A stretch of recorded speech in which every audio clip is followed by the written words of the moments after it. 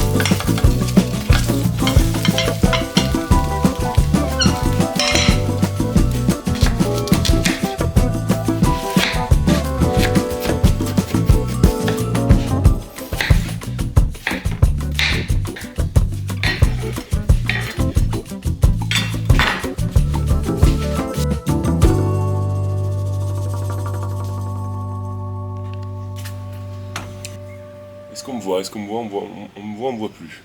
On me voit un peu, on me voit plus. On me voit, on me voit plus. Bon. Petit déjeuner continental pour Monsieur Tus. Voilà. Regardez, c'est beaucoup de plaisir. Le mec, il s'est carrément pris une planche à découper. Hein. J'ai l'impression que je suis complètement surexposé au niveau de mes ISO et de mon ouverture. Là, je suis un petit peu perdu. Hein. Vous m'excuserez, ce sera pas la vidéo la plus esthétique de la chaîne, les amis. C'est pas grave, l'esthétisme, ça me fout. Ce que je vais vous montrer, c'est les informations. Qu'est-ce que nous avons sur cette table? Nous avons les fameux pancakes. Ce que je fais à chaque fois. Ce qu'il faut prendre en considération, c'est que vraiment, le samedi, c'est un peu une journée spéciale où je mange peu avant de m'entraîner. Je mange globalement toujours 2 heures avant de m'entraîner, histoire d'avoir quand même un peu d'énergie, mais d'avoir un repas léger et de m'habituer un petit peu aux conditions que je peux retrouver en compétition. Parce qu'en compétition, il y a 2 heures avant la pesée. Et du coup, il faut manger, parce que du coup, logiquement, avant, vu que moi je fais dans les 121, 122 kg, avant, je vais éviter de manger et de m'hydrater, donc je vais quand même avoir faim. Mais il ne faut pas trop manger, parce qu'après, tu peux être un peu... tu vois, tu es un peu pris au niveau du ventre. Après, tu peux faire des petites surprises sur le plateau. Donc pour éviter cela, je m'habitue, et j'habitue mon corps à peu manger avant de m'entraîner. Là en tout je pense qu'il n'y a même pas 1000 calories. Et du coup je vous explique un petit peu ce qu'on retrouve. Vous avez les fameux pancakes que vous connaissez, avec la prot ESN, goût cannelle les gars, c'est monstrueux. Je mets avec ça un peu de sirop d'érable à mon homme, c'est crissement bon. C'est crissement bon. Mais j'ai un petit peu évolué, j'ai un petit peu maxé le truc, tu vois. Je suis allé me chercher une banane aussi. Je me suis pris quoi? Je me suis fait 5 œufs, voilà, avec un peu de sel et de poivre. Et surtout la bonne pastèque qu'on aime, riche en citrulline pour avoir une bonne congestion. Voilà les amis, écoutez, sans transition politique, bon appétit à moi. On va goûter ces pancakes. Ouais, c'est bon. Hein. Me encontré a una niña tan bonita. Ella siempre se ha parecido a Yemaya. Y por la calle con su ropa azul camina. Y todo el mundo está gritando, ay, cómo va. Ella responde, yala, yala, yala, yala, yala, yala. Bonjour, on est sur une surchauffe de ma caméra, hein. Je retourne au niveau 0 de YouTube. Hein. Du coup, regardez, je termine mon petit repas. Après, on va aller marcher. Et puis voilà, je vous emmène avec moi. C'est un petit vlog sans prétention aucune, histoire de vous emmener un peu dans les backstage de Monsieur Tuss. Et puis voilà, asseyez-vous tranquillement, profitez, régalez-vous. Et ça va, pour moi, la vie, elle est pas trop dure quand même en ce moment. Le soleil, c'est cool. Bon, on se retrouve pour la petite marche quotidienne de Monsieur Tuss. Allez, c'est parti.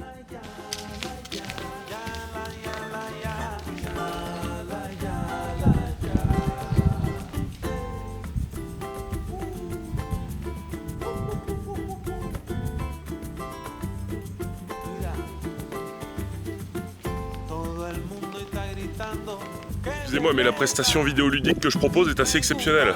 Bon, les petits gars, regardez juste comment c'est beau quand même. Franchement, on prend une petite minute. Parce que au-delà de marcher pour délibérer mon dos, c'est pas mal ça. Pour libérer mon dos, c'est avant tout un plaisir, hein, cette région quand même. Les lavandes, les vignes. Là voilà, enfin, après il fait une chaleur les gars, c'est monstrueux. Donc l'idée c'est de faire quelques petits pas, libérer le dos, et puis se focus sur l'entraînement. Et après, je fais mes affaires, je pars au local. En plus cet après-midi on s'entraîne avec Monsieur Tom. Je vais en profiter pour vous filmer les barres de Tom. Rappelez-vous, il y a 1 an, on avait fait une petite série. Faudra qu'on la reprenne d'ailleurs. Parce que Tom il s'est passé 2-3 petits trucs de son côté. Il prépare une compète le 12 juillet que j'essaierai de vous filmer aussi. Mais du coup, on s'entraîne avec Tom cet après-midi. Il est en fin de bloc, il y a des grosses barres à faire. Donc voilà, on va se faire ce petit entraînement à 2. Et puis dans la joie et la bonne humeur les amis, ça va être super. Donc il y a tous les cyclistes de France qui passent à côté et qui sont en mode mais pourquoi le mec vlog au milieu des vignes et des lavandes et moi-même je me pose cette question, hein. Voilà. C'est à moi égal de faire un vlog. Bon voilà, ça va être cool franchement, j'ai hâte. Et puis franchement ouais, ce sera la fin de cette prépa. Comme je l'ai dit, une prépa riche en rebondissements, honnêtement, blessures, rugby, tous ces trucs-là. Mais je suis quand même content parce que je finis sur une très très bonne dynamique et surtout j'ai hâte. J'ai très très hâte. C'est vrai que je vais pas vous cacher quand même que le rythme, championnat de France en décembre, championnat d'Europe en mars et championnat du monde en juin, c'est un rythme soutenu. Donc il faut garder cette appétence pour la compétition tout le long de la saison. Mais là pour le coup j'ai vraiment hâte parce que c'est la plus grosse compétition. C'est forcément celle qui a le plus de prestige et j'ai hâte de me confronter à des mecs qui, on va pas se cacher, sont beaucoup plus forts que moi. Mais je sais que c'est dans ce genre de situation qu'on révèle son meilleur niveau. Donc pour le coup j'ai hâte de voir ce que je vais être capable de faire en fait. Pour le coup, comme je vous ai dit, la prépa elle a été gérée le mieux possible en fonction des aléas. Mais c'est pour ça que là je vous dis j'ai hâte parce qu'en fait je sais pas trop où je me situe. Là c'est-à-dire qu'aujourd'hui je vais faire 3,15, 2,15, je sais surtout pas où je me situe au bench d'ailleurs. 3,15, 2,15, 3,60, donc ça me fait 8,90 de total. Aux Europes j'avais fait 9,47. Je sais pas, tout est possible. J'aimerais faire évidemment plus qu'au championnat d'Europe, plus que 9,50. De toute façon, il va falloir si je veux monter sur le top 5. Mais je sais pas où est mon niveau. Et il y a un côté un petit peu forcément stressant, mais un côté excitant aussi parce que t'as pas d'attente vraiment. Donc ça c'est cool. Voilà. Sur ces belles paroles les amis, je vous laisse profiter de ce beau paysage. Et puis moi je vous fais une bise et je vous dis rendez-vous au local pour l'entraînement et le dernier SBD de cette prépa pour les championnats du monde. C'est parti.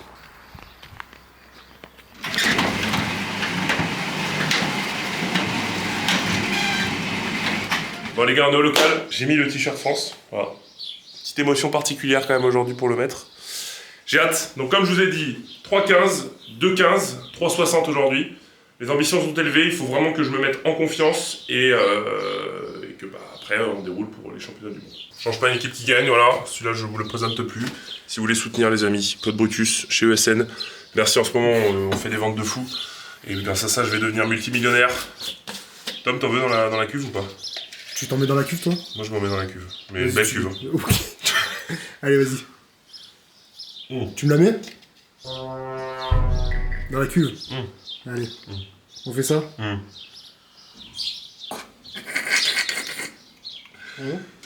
Un peu d'eau? On va. Ouais, tu passes un bon moment, là.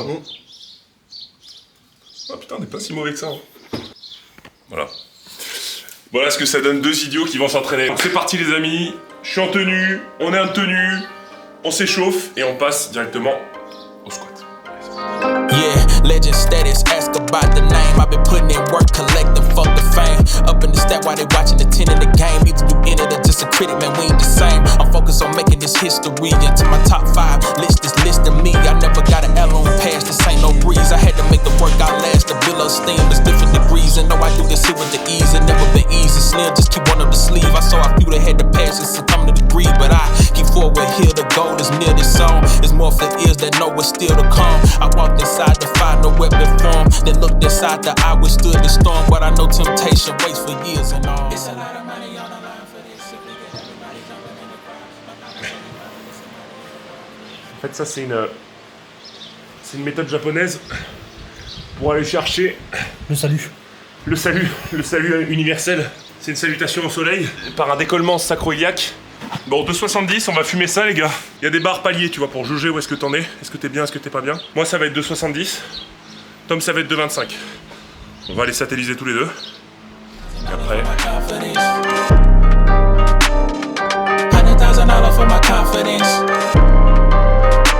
Look, everybody got prices and other vices. I took a chance through the dices and got a nice hit. Was on the clock with security running the night shift. And then I got a DM or some change your life shit. Then I wait for it and then I pray for it. I just be hoping it ain't telling what I paid for it. They say you never be as pure as your first form. The sights never be as clear as you first saw them. That's why I'm elevating your custom and meditating.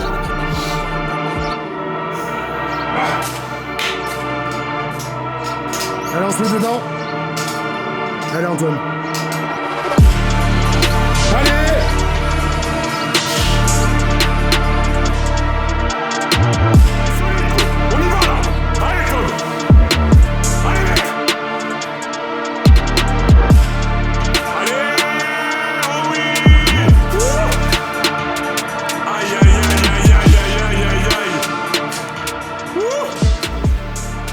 Oui, bon. Mec, non mais quand même, faut dire les choses.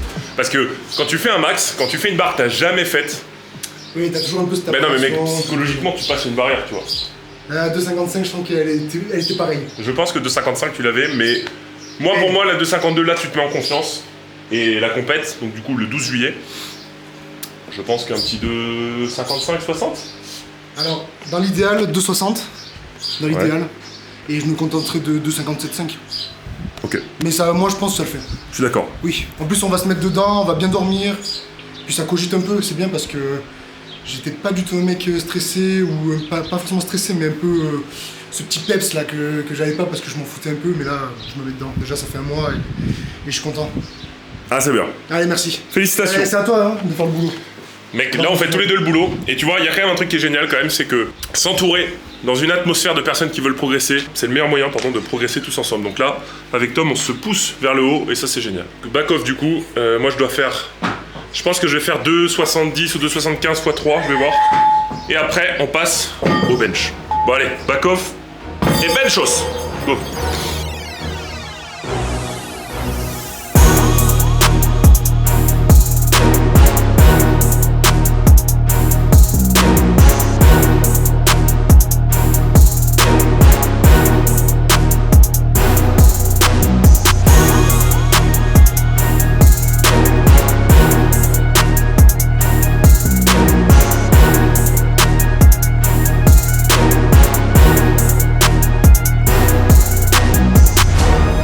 Avant qu'on commence le bench, Silent Worker, ils m'ont fait 2 péniches. Regardez ça. Honnêtement, un grand merci Silent Worker parce qu'ils m'ont fait une paire spéciale Brutus. Faut savoir que faire des chaussures en 49, c'est-à-dire qu'ils ont ouvert un moule. À la base, ils ont fait de 36 à 47, un truc comme ça, les tailles standards. Moi qui fais du 49, bah forcément, ils vont pas forcément prévoir pour des gens qui font du 49, donc ils m'ont fait un moule spécial Rufus. Donc je tiens vraiment à les remercier. Et c'est pour ça que j'ai mes jeunes péniches. Et voilà, elles sont très cool. Franchement, elles sont vraiment cool. Et le grip incroyable. Donc n'hésitez pas à foncer sur le site de Silent Worker. Prendre vos chaussures Pluton pour lifter avec du style et du grip. Allez, bench. Allez, ça part direct du coup. Hein. Ça part en prod. Ouais. Allez, ça part dans le four. Alors qu'il fait 160 degrés dans cette salle.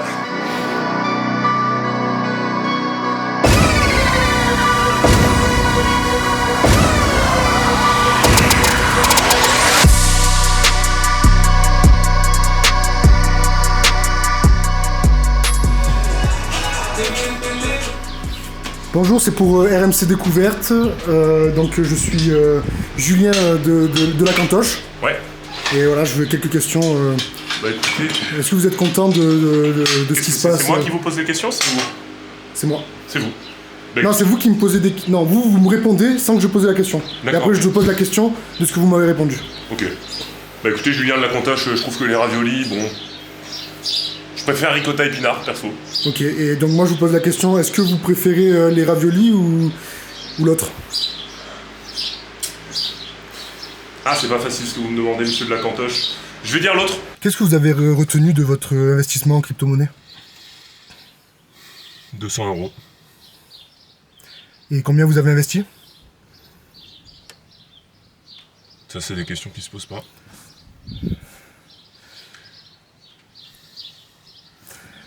« 200 kilos sur le bench. » Fallait sortir de ça. Allez les gars, 200 kilos au... Non, moi c'est la vraie question, c'est ça la vraie question. Vas-y, dis-moi. C'est est-ce que vous êtes content de revenir sur des charges qui étaient pendant peut-être 2 mois inatteignables avec votre blessure? Oui. Bah, monsieur de la Cantoche, c'est la 2e fois de cette prépa, donc depuis ma blessure, que je remets 200 kilos. Simplement, là où je suis encore plus content, c'est pas ma dernière barre aujourd'hui. On va faire 200. Et... Après, ce sera 2.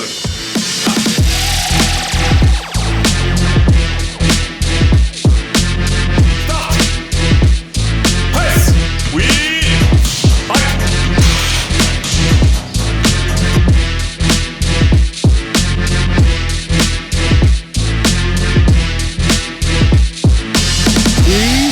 Facile.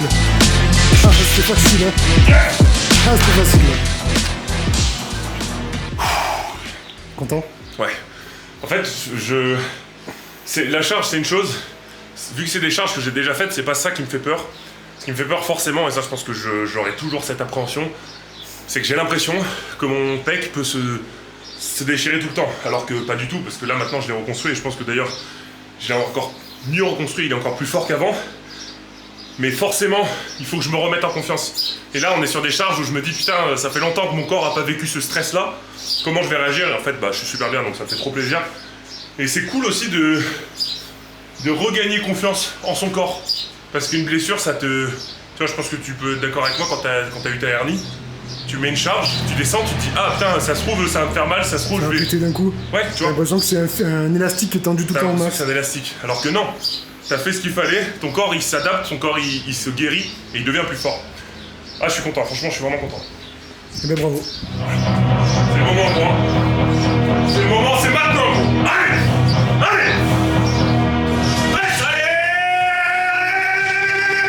Allez. Oh putain. T'as appréhendu, putain. Tom, il est en train de vivre le truc de t'as une barre, t'as un palier et tu te manges des murs et des murs et des murs. Parce que le truc, c'est que il est capable de faire 12 reps, je pense, à 100 kg facilement, mais il est pas capable de bencher 130.